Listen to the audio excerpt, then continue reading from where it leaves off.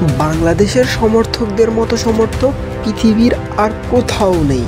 এই জন্যই তো বছরের পর বছর বড় টুর্নামেন্ট থেকে ছিটকে আসার পরও এই বাংলাদেশি সমর্থকরা যতই গালাগালি করুক, যতই কান্না করুক, যতই হাসুক, এই বাংলাদেশি ফ্যানরাই ক্রিকেটারদের পাশে থাকেন।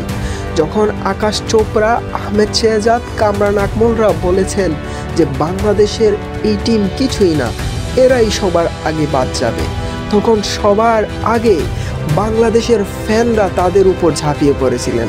তাদের কমেন্ট বক্সে গালাগালি যে তুই কিভাবে বললি যে বাংলাদেশ সবার আগে বাদ যাবে।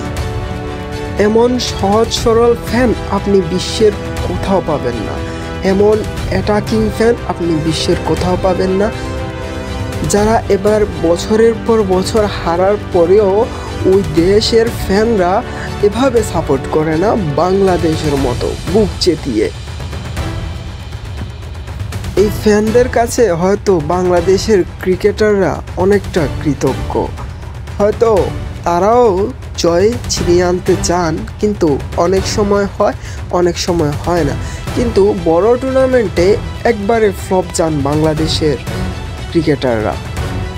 গুণীরা বলেছিলেন বাংলাদেশ ফ্লপ যাবে, আকাশ চোপড়া, আশ্বিনরা বাংলাদেশকে ধুয়ে দিয়েছিলেন। আসলে ব্যাপারটা মন্দ হয়নি, কারণ বাংলাদেশের ক্রিকেটাররা যে তাদের 100% কোনো টুর্নামেন্টই দিতে পারে না তা সবাই জানে। তাও বাংলাদেশের ফ্যানরা তাদের সাপোর্ট করেছিল। আজ আফগানিস্তানের সাথে ম্যাচ, বাংলাদেশের ক্রিকেটারদের উচিত জয় ছিনিয়ে আনা বড় ব্যবধানে।